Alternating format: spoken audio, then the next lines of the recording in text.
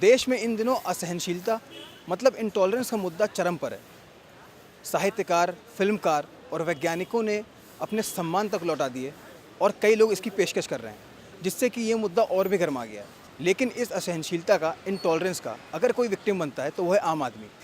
आइए चलते हैं दिल्ली की जनता के बीच और उनसे पूछते हैं कि वो क्या सोचते हैं। ये जो सम्मान वापस करने का तरीका है, ये नया विरोध करने का तरीका कितना सही है और कितना गलत है। तो चलते हैं जनता के बीच और जानते हैं उनकी राय। किसी भी देश के हित में कुछ भी नहीं सोच रहे हैं, वो सिर्फ अपने एक पर्सनल छवि को ऊपर उठाने के लिए किसी भी जरिए को वो तो तुल देते हैं। जैसे आजकल दादरी की घटना को लेकर लोग उपन्यास लौटा रहे हैं। इससे पहले भी क्या दंगे नहीं हुए थे? क्या कोई सांप्रदायिक घटना नहीं हुई थी भारत के अंदर? उस टाइम सब लोग कहाँ थे?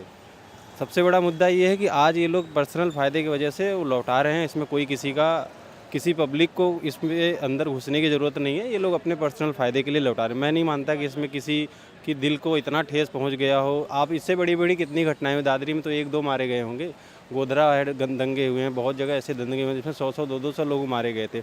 उस टाइम क्या ये लोग सो रहे थे? ये तरीका मेरे हिसाब से सही है, और अगर सही नहीं है तो क्या तरीका है जिससे आप अपनी बात पुट फॉरवर्ड कर सकते हैं? आप लेटर लिख सकते हैं पीएम को, प्राइम मिनिस्टर को, आप मीडिया के थ्रू अपनी बात रख सकते हैं। बट आई थिंक इस टाइप का जो स्टेप है राइटर्स का एंड ये साहित्यकार का और other artist who are returning their awards, I think it's a right thing they are doing. Non violence का तरीका है, अपनी बात आगे रखने का एक क्लियर कट तरीका है। मैं कहूँगा ये जितने भी साहित्यकार हैं जिन्होंने भी इन चीज़ों को अवार्ड लिए हैं, जिस इनके अपने उसमें दिए गए हैं, ये जो वापस लौटा रहे हैं बिल्कुल गलत है। आपको पता होगा इन्होंने जो ख्याति प्राप्त की उस अवार्ड के प्रति की, आज जितने हीरोइन हैं या जितने भी आपने कभी देखा होगा, उस चीज़ का वो फ़ायदा उठा करके उस टाइम तो उन्होंने अपना वर्षा बढ़ा लिया। आज जब उससे और ऊपर उठ गए हैं तो ये भी राजनीति का पंगा बनाना चाह रहे हैं। और कोई इसमें पार्टी कोई नहीं, ये तो जानबूझ के इन लोगों का अपना एक सिंडिकेट है जो जानबूझ के वैसे फेंक रहा है।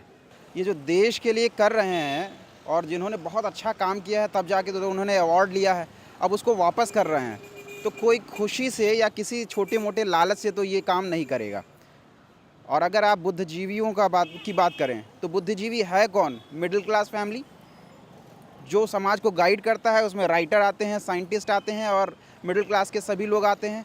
अगर वो इस चीज़ का विरोध कर रहे हैं तो नो डाउट हिंदुस्तान के हर एक वर्ग को इस बात पे सोचने की ज़रूरत है कि कहीं ना कहीं जो चीज़ हमें जिस दिशा में आगे बढ़ना चाहिए उस दिशा में हम लोग आगे नहीं बढ़ पा रहे हैं।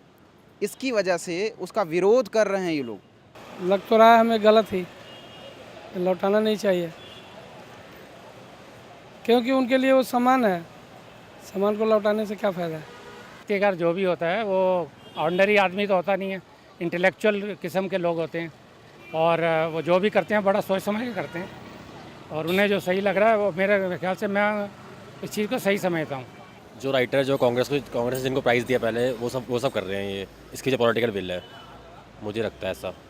तो ये थी आम जनता की राय। अब देखना यह है कि ये मुद्दा कहाँ जाकर रुकता है। क्या असहनशीलता पे विराम लगेगा या सम्मानित लोगों द्वारा चलाया गया अभियान रुकता है?